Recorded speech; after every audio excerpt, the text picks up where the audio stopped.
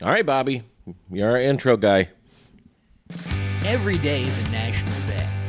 Welcome to Today Is, a podcast about what today is. I'm Bobby Barker. And I'm Joey Nickel. And welcome to our podcast, Today Is.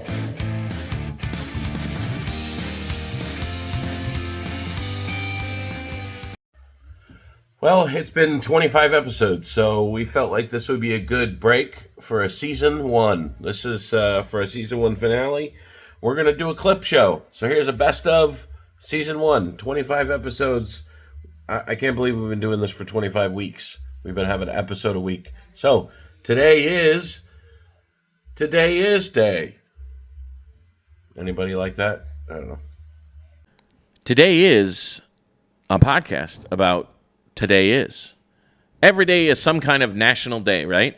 Yes, be it National Taco Day, National Chocolate Milk Day, or the epitome of awesome You Go Girl Day. You Go Girl Day is our subject today, but every week we explore some sort of national day that you may have never heard of. We certainly have not heard of it until we decided to do a podcast about it, and we wholeheartedly celebrate these days. So join us on this journey. Yeah, come out and celebrate Today Is with Joey and Bobby.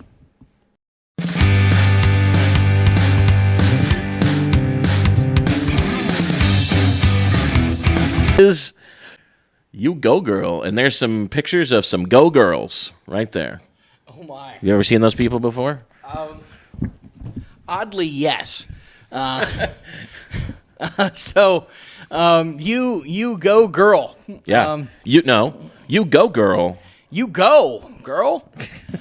You Go Girl Day is very appropriate. I thought it was appropriate because it is Breast Cancer Awareness Month. Yes. Yeah. And it is mostly girls that get breast cancer. Most, like we said, dudes can get breast cancer too. Right. But it's mostly chicks who get it. You Go Girl Day, we thought was a great subject. We've come up with a lot of things to talk about for this subject. I actually feel like I am the most prepared for this subject than the other two more than the other two podcasts. And the other two were about food. All right, last question. If you had to marry a male comic book character, who would it be? If you're like, you have to marry a male comic book character, now pick one. Who would it be? My wife. So you've got me thinking like this now. Who do I think my wife is going to choose? I'm going to say Deadpool. All right. This went a completely different direction. But yeah, I Deadpool. Yeah. All right. Your wife put Mr. Fantastic. Yeah, very different character because he's bendy and you're not. Actually, that's not a bad answer because he could kind of just be shaped like a woman at some point. Yeah. I don't think that I would get. I didn't even think about that. Yeah. I fully went gay when I was thinking about my answer. Like I was not even thinking about like who could look like a woman. I was going with, hey, this guy is pretty funny. Yeah. Like I'd want to hang out with this guy a lot. So yeah, I think I'd like choose him. But all right, yeah. Now, if she got this wrong, I'm going to be upset because I say this. I've said this before. Batman. Did she not put Batman? She did not. Okay. Batman because the financial security. Yeah. I have a whole joke about how I would marry fake Batman. Like if DC Comics contacted me and was like, "Hey, we heard you had a joke about marrying Batman. We'd like to make it official. You're going to legally marry Batman for publicity." I would do it. What did she put? And again, let me get this right here. If he had to, what male comic book character would your husband marry? Bucky Barnes. Joseph was so excited when he showed up in a movie. That's all I've got. He is very attractive, Bucky Barnes. Yeah. He's got that robot arm. He's got a robot arm. He could probably take out Stallone in an arm wrestling movie. Yeah. Oh, I'm sure. Yeah. Not Spider-Man though. Not Spider-Man. Not according to Civil War. No. Bucky Barnes. Bucky Barnes. Yeah. You're so excited. He showed up. Here's something I want to bring up about Frankenstein. This also may be a controversial opinion. Okay. Or it's not so much an opinion, but this is how I think the facts lie. When I say Frankenstein, what do you think of? Just what's the image you think of? I think of the giant green guy with the bolts in his head. You think of the monster. The monster. So if somebody dresses up as that monster, you're going to say he is dressing up as Frankenstein, right? Right. But there's going to be some jerk, some terrible person. They're not even fanboys. That's the thing. They don't care about the source material. They just want to correct you and say, actually, that's Frankenstein's monster. That's not Frankenstein, which is a load of crap because Frankenstein is Dr. Frankenstein's son. So his last name would also be Frankenstein. So they are both Frankenstein. You can say that's Frankenstein, by the way. Okay, yeah. Which, when it comes down to it, who was the monster anyway? The man who created The man life. who created life in defiance of nature, right? That aside, let's say they are correct of the source material, and it's like the source material is this monster's name is Carl or whatever. Then we have already, through pop culture, have transitioned into a world where we call that monster Frankenstein. In pop culture, he is Frankenstein.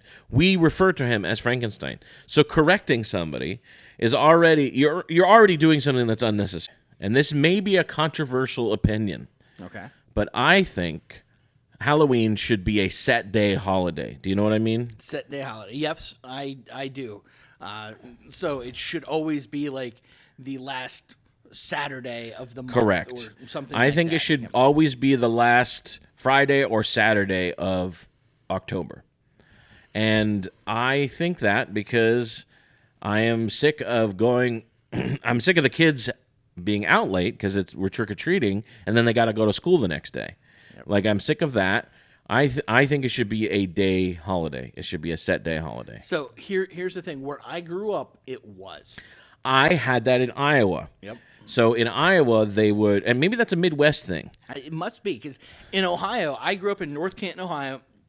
My neighborhood and the neighborhoods around us all went trick-or-treating on the Saturday or the Sunday. I forget which date it was, the last Saturday or Sunday of October.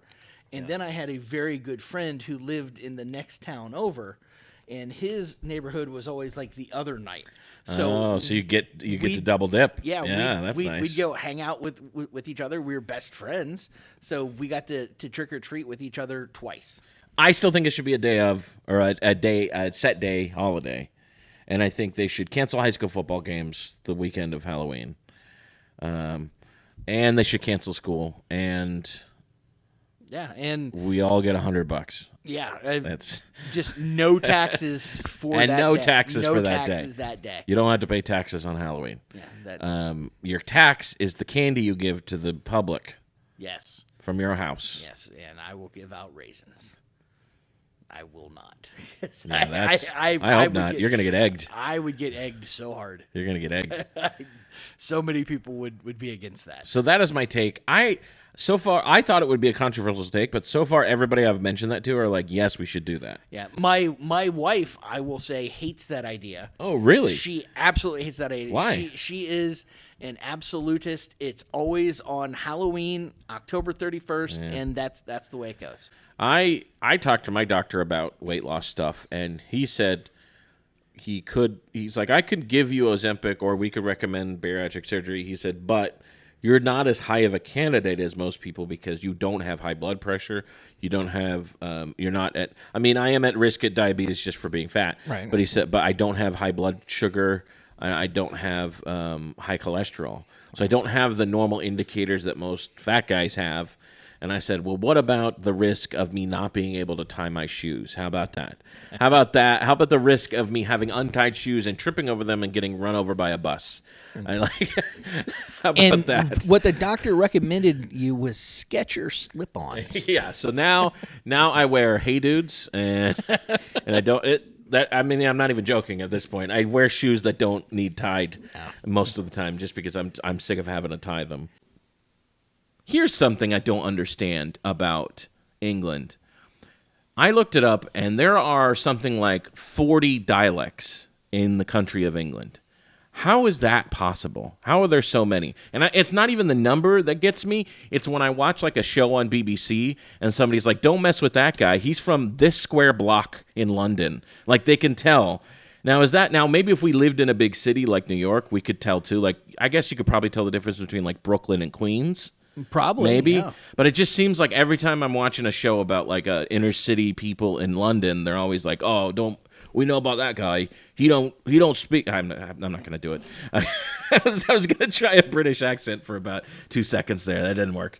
But they're like, we don't like this guy because he lives in this 1 block radius, and we can tell by the way he says his D's. And it's like, I don't. How is that? I don't get it. And there's like certain like Cockney accents, which is a thing there. Right. Then there's class system accents, too. Which I guess we have that here, too. It's like the more educated you are, it seems like the more general American you speak, I guess. Right. I mean, don't get me wrong. We have accents here in the United States. We've got plenty. But we're talking like maybe, like when I looked it up, it was, and I'm not talking about people who didn't grow up speaking English. I'm talking about people who are native English speakers. There's about 20 to 25 in the United States total. And we're talking, I mean, that's massively bigger than England.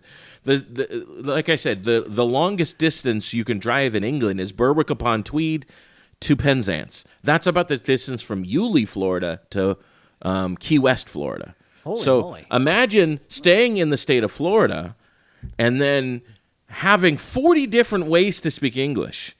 And they have different words, they have different slang, which I understand that too, but we're talking maybe 2 or 3 in that distance in Florida. Right. Maybe. And then maybe you go to the Panhandle of Florida, you're going to get some Alabama in there and stuff like that. And Panhandle has their own accent, I understand that. But we're talking about hugely different land masses, and that's insane to me that like very, very specific areas in England have their own accents. Right. It's like the like Liverpool. Like, hey, people from Liverpool say this word a very specific way, or like these people throw like a weird K sound at the end of Like I'm just thinking, drive an hour, and then it's like you drive an hour and it's another language, and you're like, how did this? I did not drive that far. No, it's like finding an enclave of like a completely different group of people. Now, I'm not complaining or dogging on England or anything like that. I'm just fascinated by the fact that there are so many dialects. And I guess that's because, part of that's probably because England spread out so much during the Empire days, like during the Kingdom days.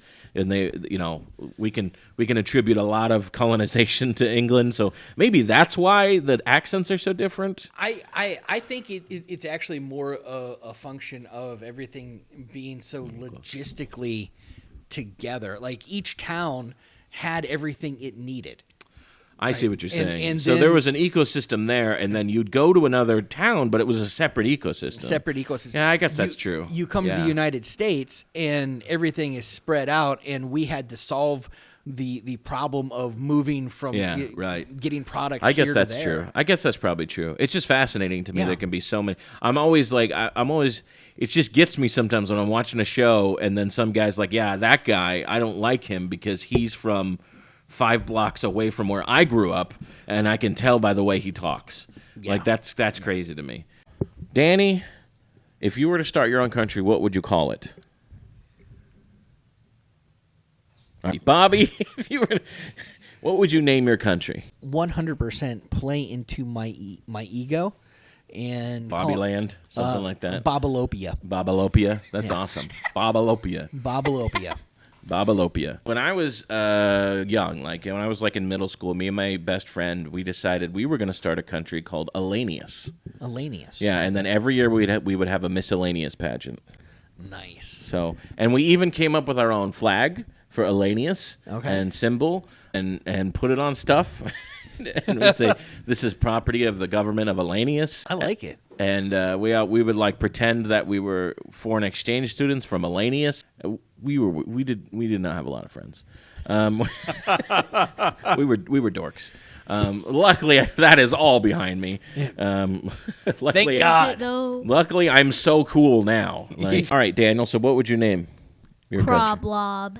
Croblob. Croblob. What would your main export be?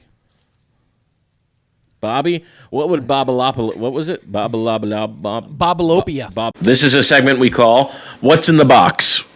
What do you think is in the box? Okay. Based on the size and the time of year, I'm going to guess it is for one of the boys, and I am going to guess it is some kind of Super Mario Brothers themed toy. It's not a Super Mario. It is Batman. A Batman. Okay. Ooh. It is Batman. It is a McFarlane Toys Batman. Batman versus Superman. This is Nightmare Batman. Oh, that was a good guess that it would be some sort of toy. Knowing what the first box was. Knowing what the first box was. Do you want to make an informed guess on what the second box is? McFarlane Toy Batman Batmobile. That was a good guess on Batman. There is a Batman in here, A Batman in there. but it is not a Batmobile. Superman and Doomsday. Ooh. Excellent. Superman and Doomsday. We've also got Armored Batman. Armored Batman. Now, I don't know, you're probably not into toys that much. I like comic books. I know stuff, but I don't buy them. But I like them. I have so many toys, and and my children. I do give toys to my children, but these are not for my children. These are for me. Okay, so favorite side. The one that I usually make and I usually get the compliments on is the green bean casserole. Did you know that nationally is the #1 side? I did. That's insane to me because I hate green beans. See, that's probably the standard side, but we've made roasted Brussels sprouts. Like it's got like a casserole, like kind of cheese. That sounds like something my wife would like. Yeah, it sounds I phenomenal. also hate Brussels sprouts, but here's the thing: Do you know Brussels sprouts have changed? Did you know about that? I know. So when we were kids, Brussels sprouts were bitter. Do you remember that at all? Yes. They figured out what makes Brussels sprouts bitter, and they bred it out of Brussels sprouts. Okay. So Brussels sprouts no longer have that bitter taste. However, they still smell like diarrhea.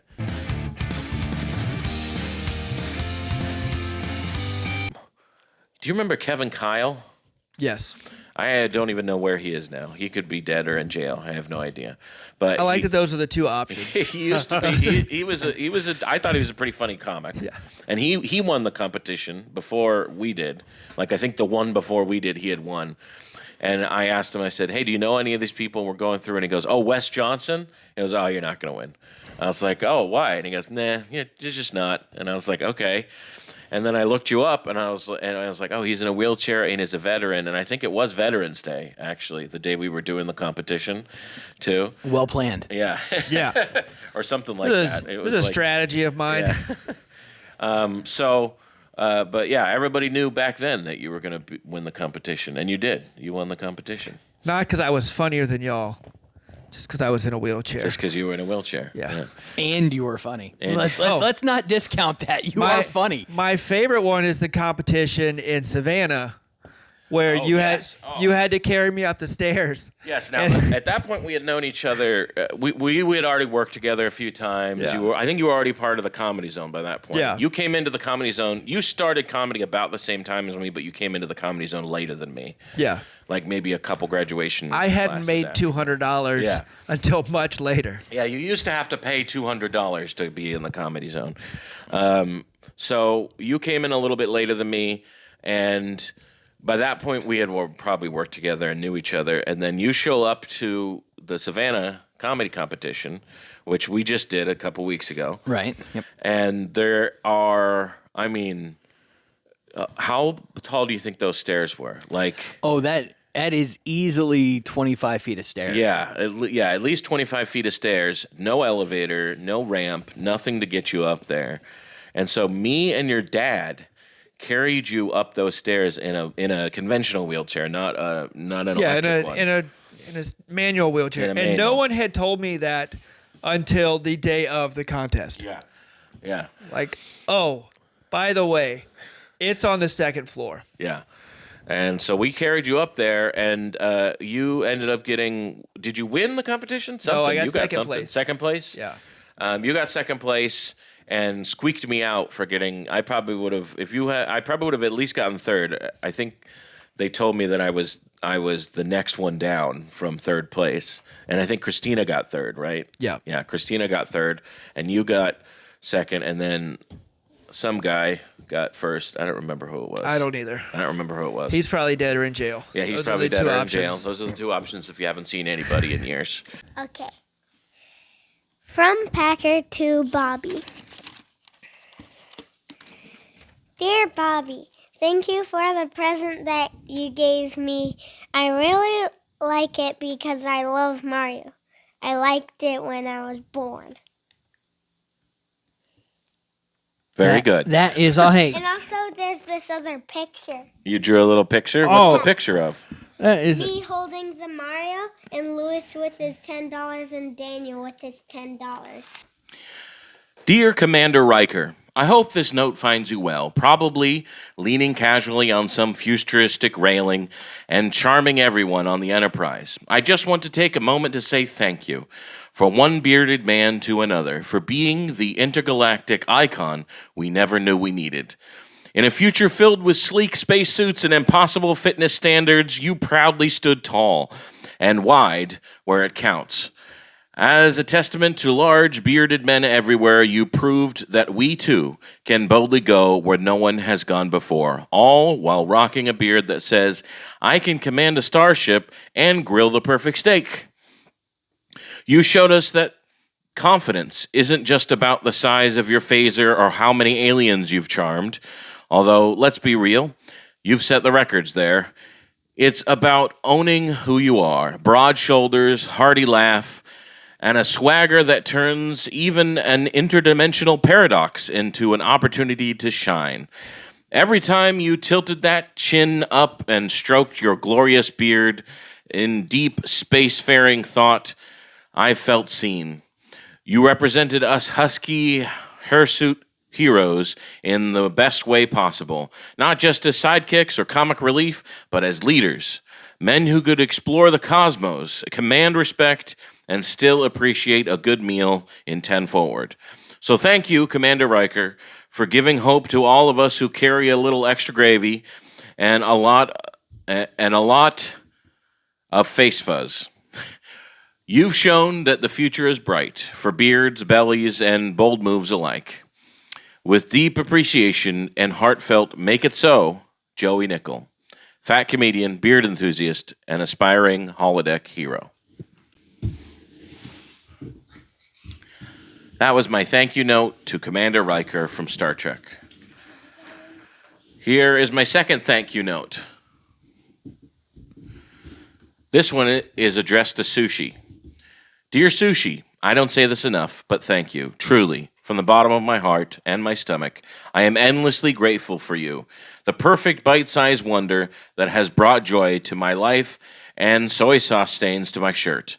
You've taught me that raw fish isn't scary, it's beautiful. You've shown me the magic of balance, the way your rice hugs your fish like a warm embrace, the kick of wasabi that takes me up better than coffee. That wakes me up better than coffee, and the soothing caress of soy sauce that ties it all together. You're a symphony, Sushi, a culinary masterpiece on a tiny, edible canvas. Thank you for being everything I need you to be. Light but filling, fancy but fun, healthy, or so I tell myself, while still indulgent. You're as versatile as you are delicious. Whether it's a Tuesday takeout night or a fancy dinner where I pretend to understand the difference between nigiri and sashimi, you're always there for me. Daniel, I'm recording. Danny Rocco, ladies and gentlemen. I also need to thank you for introducing me to chopsticks. Sure, I'm not great with them. I've accidentally launched a piece of unagi across the room for more times than I can care to admit. But you make the struggle worth it. Every successful bite feels like a victory. Here's to you, Sushi, for being a little roll of happiness in an otherwise chaotic world. You fed my body, warmed my soul. Daniel. Here's to you, Sushi. Here's to you, Sushi, for being a little roll of happiness in an otherwise chaotic world. You fed my body, warmed my soul, and reminded me that sometimes the best things in life are wrapped in seaweed. With all my love and a side of ginger, Joey Nickel, professional eater, amateur chopstick wielder, and your biggest fan, literally. Dear Mark Twain, thank you. Thank you from the bottom of my heart and soul. As a 16-year-old high school junior, I took American Lit as was required. I was excited as both a patriot and an avid reader when I walked into Mr. Lukehart's class. I eagerly dove into Herman Melville's Moby Dick. And then I read Nathaniel Hawthorne's Ethan Frome and Bartleby the Scrivener. These dark and soul-crushing works destroyed the love of reading that any kid in that class had. Their works could easily have been described as the Great Depression, had Franklin Delano Roosevelt not done that anyways. It was you, Mr. Twain, that brought the humor back to America. You reminded people of the country that life is worth living, especially when you have laughter in your soul. So again, Mr. Twain, thank you. You saved American literature. It's fun. Packer, I think you're pretty peculiar. I put a fry in ranch one time. Wow. You put a fry in. That is unbelievable. So here's the question: what happened to the fry? It got ranch on it. Take a taste test, and then we'll talk about what's in it. All right. So I will notice there are some beans. Yes. So take a taste test, and then you tell me what you think's in it. Tomatoes, obviously. Tomatoes. It's still a little warm. Yeah. That's fine. it's good. Some kind of cheese. Now, the cheese is optional. I don't make it in the crock pot with the cheese. Yeah, get a bowl. It seems like there's going to be a little bit of barbecue sauce or sugar in there. I think I do put some sugar in there, yeah. Yeah, there's a little bit of sweetness, and there's a little bit of heat. It seems like it's from like a cayenne, almost. Or black pepper. Do you put black pepper in it? I do put some black pepper in it. Yeah, you got that. But yes, there is some cayenne in it too. You guys are getting pretty. You're doing pretty good. Yeah. You so far so good. I am good at eating, and Because you have to be healthy, you know. And if you want to whistle, do you guys have that in America? If you eat a lot of carrots, you can whistle. What? no, I've never heard that. Whatever. that is one of the I have weirdest. never things heard that. I've- That is I've weirder than ever the heard. eyesight thing with the carrots. Yeah, You've heard that, right? That carrots can make you see better. Yeah. Is that true? Not exactly. No, whistling is the same, so it's not true. Like I don't think it has anything to do with whistling. But that's how parents make kids eat carrots in Hungary. A Florida man saves neighbor from jaws of 11-foot gator by hitting it with his car. Florida man to the rescue. A man in Collier County narrowly escaped a potentially deadly encounter with an 11-foot alligator thanks to one of his neighbors. I was driving, and we saw a man lying on the ground waving his arm. The man told WBBH, I assume that's a news station, we pulled over, and I got out of the car and saw that an alligator had him by the leg. With not much time to think, our Florida man ran over the alligator, which released the neighbor from his mouth. So he didn't he ran over that he killed that alligator. yeah. I mean, they always say that cars are really weapons. Yeah. So Yeah. I'm glad that he was able to defend his neighbor. That's great. A That is 11-foot gator. Florida, an 11-foot gator. That's a big one, man. Man. How do you get in that situation? How How do you not notice the 11-foot gator's about to bite you? I've got no idea. Like And also, how close was he to the road? You know, I bet that gator was in one of those ditches. Like, 'cause, we have the ditches on the side of the road. Right. We almost every road in Florida is like shaped like this, shaped in a curve so that all the water runs off. And then we end up with these big ditches, and then they fill up with water, and then you end up with bodies of water on either side of the road a lot of times. I bet that alligator was there, and the guy was walking on the side of the road, Yeah. got snatched by the alligator, and then little did he know that it was road warrior was about to come and run over this alligator. That man's a Florida hero. Florida man had hours-long junk food feast inside closed Walgreens, police say. A Florida man was arrested after he indulged in sweets and other various items inside a closed Walgreens for several hours, according to police. I came here to use the bathroom, the man told officers, after being in the restroom for nearly 5 hours. How is that not the headline of the piece? Florida man in Walgreens bathroom for 5 hours. Is that before or after he feasted on junk food? Was that before or after the feast? 5 hours in the bathroom. What? Like, they just gloss over that part. Like, well, he was in there for 5 hours. Like it was a normal thing. Yeah, I mean... Hey, Lewis, can you give me a glass of water real quick? What in the... It's been 5 hours. Police said the man began roaming around the store, treating himself to various items such as Tostitos, spinach dip, chips, Reese's chocolate, Ghirardelli, chocolate bars, Dr. Pepper, and Newport cigarettes. I think the Newport cigarettes is the... Listen, they glossed over the thing I want to know. Like, you didn't need to tell me what he ate. I want to know why he was in the bathroom for 5 hours. Like, what? 5 hours in the bathroom? Like, that seems like one of those things. I don't know what it's called. They mentioned on the TV show Scrubs where somebody poos and they faint. They faint when they go to the bathroom. That's the only thing maybe it's rational. 5 hours in the bath. Also, when they closed up, they didn't clean the bathroom. Oh no. No. I guess we know Walgreens doesn't clean their bathrooms when they close. At least not the one I go to. That's good, Lewis. That's 5 hours incredible. in the bathroom. All right, we got to read more of these. And my son now is doing trumpet in 6th grade. He just started the trumpet. Excellent. So hopefully he sticks with that because it was very expensive. Yes. It was about $900 for that trumpet. I'm well aware. I've been involved with the purchasing of trumpets, specialty trumpets. Yeah. There's I did not know that. I thought my family was pranking me. They told me they needed a flugelhorn.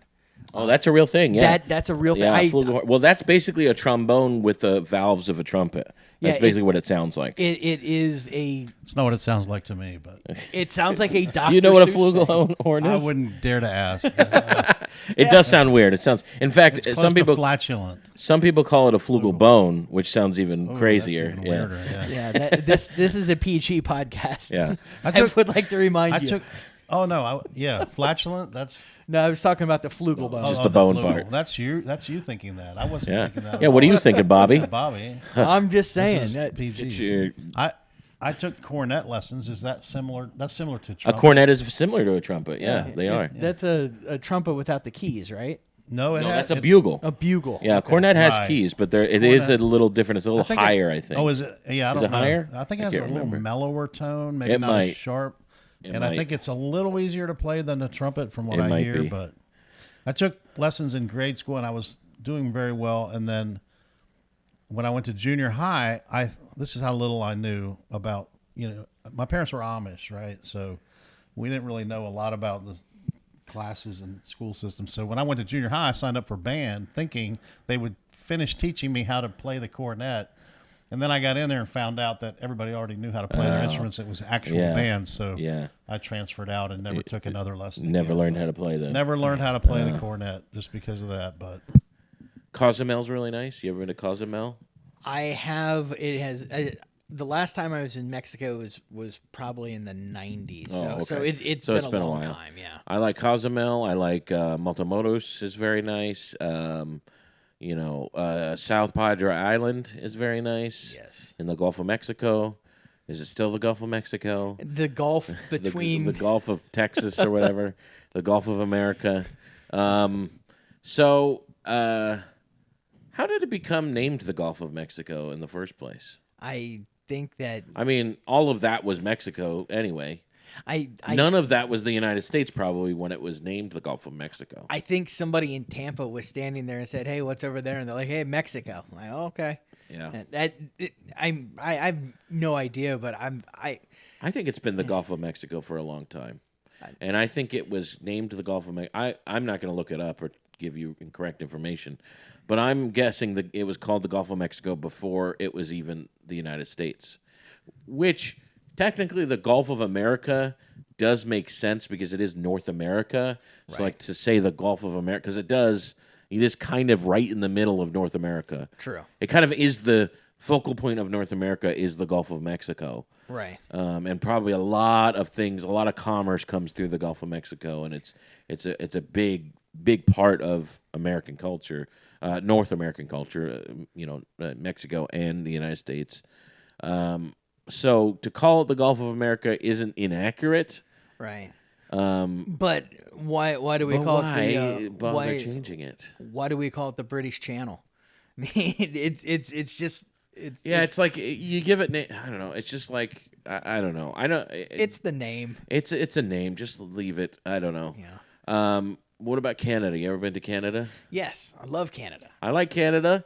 I like that it's like the United States, but somebody called the maid. It's like it's just a little cleaner, a little kept in order, a little better than the United States. To a kid that I went to elementary school with. Okay. He lived in my neighborhood. Billy Knaus. He's probably dead or in prison by now. Yeah, everybody we don't know is probably in debt or in prison by now. Right. Everybody we haven't seen in at least 20 years. Right. Yeah. Is probably dead or in prison. And he might have died in prison. I'm not sure. But dear Billy Knaus, I apologize for what I did about 40 years ago. We watched a Reading Rainbow-esque show, and I don't remember if it was Reading Rainbow or not, but it was a show similar like to that. Yeah, in class, where we learned about a book called A Bridge to Terabithia, which is a classic children's book. We went to the library where I watched you search the shelf for the book, but I was quicker, and I got to the book first. So I let him do all the work, Yeah. and I got to the book first. So I checked the book out, and I read it before you did. And then I told you what happened at the end. I hope I didn't ruin your childhood, Bobby. Oh, I'm sure you ruined his childhood. Yeah. Yeah, no, he is definitely in prison because he went to a life of crime after that. Yeah, He's like, oh, this is going to happen? No rules. No rules in society now. We can all just do whatever we want. Now, I'd like to say that I'm very anti-bullying. That was pure bullying. That was the nerdiest bullying that's ever. the nerdy bully. Yeah, for sure. I owe you a heartfelt apology. You've been nothing but supportive, literally, through thick and thin, mostly thick, let's be honest. But I haven't been the best companion in return. Day after day, I have burdened you with my ever-growing presence, pressing you down in ways you were never meant to endure. I've watched as your once proud, even surface has given way to unmistakable imprint of my existence. And for that, I am truly sorry. I never meant to deform you, to stretch your limits beyond repair, or to turn your once firm and resilient form into a lumpy, sagging shadow of your former self. You deserved better. You deserved someone who would treat you with care, someone who might even flip or rotate you now and then. Basic acts of kindness I shamefully neglected. But I promise to do better. I'll try to lighten the load, to respect your structural integrity, and to remember that you, too, have your limits. If it's not too late, I hope you can forgive me for the strain I've put on you. Yours truly, Joey Nickel. That was an apology letter to my mattress. Bobby Parker bakes big bagels, puffy perfect piled on plates, but a breezy burst blows badly, bagels bounce and bob too late. If you must cross a course cow across a crowded cow crossing, cross the cross course cow across the crowded crossing carefully. Joey Nickel juggles nickels, jingling, jangling, quick as pickles, jumping jackrabbits, join his trick, juggling nickels, slick and quick. That's fun. I don't know where the jackrabbits come from. I mean, you're quick, man. It says right there, slick and quick. Joey Nickel juggles nickels, jingling, jangling, quick as pickles, jumping jackrabbits, join his trick, juggling nickels, slick and quick. That's good. Yeah, You did pretty good with that. Joey Nickel juggles nickels, jingling, jangling, quick as pickles. Quick are pickles quick? What does that mean? Quick as pickles?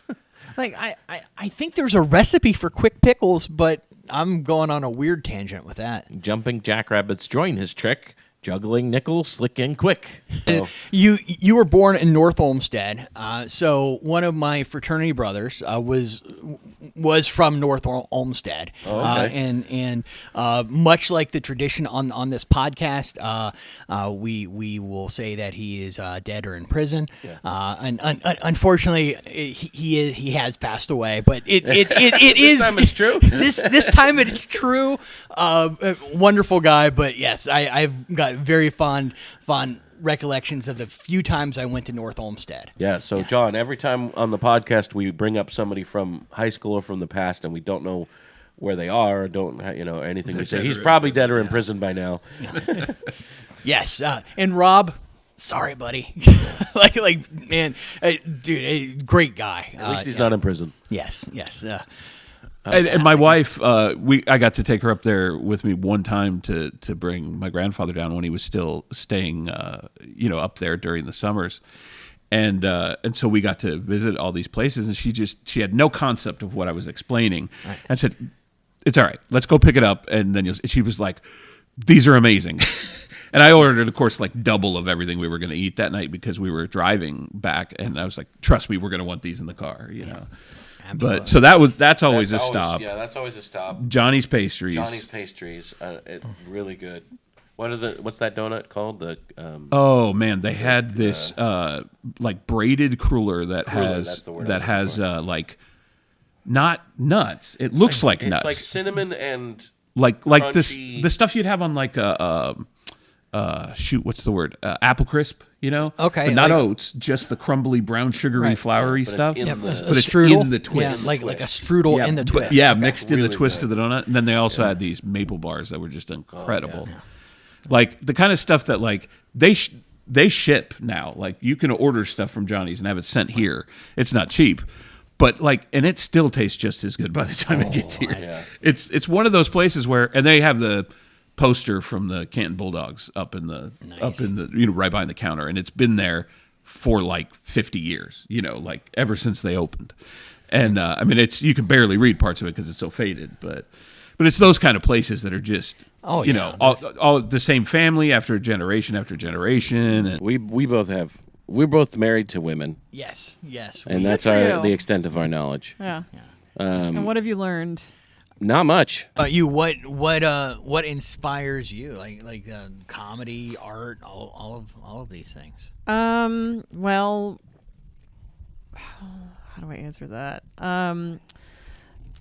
So I'll answer the comedy question first because I think it's simpler. For me, I'm very observational. I've always been somebody who observes people. I notice the things around me. And I think, that's funny, or that might be funny, and then I write it down if I can. If I'm in a place, usually I'm in a really inconvenient place where I notice something that I think is funny, absolutely, or has the potential to be funny. Yeah. And I'll either if I'm driving, I'll make a note in my phone, or something like that. Yeah. I do voice memos all the time. I bought a note, like Samsung Note. Mm-hmm.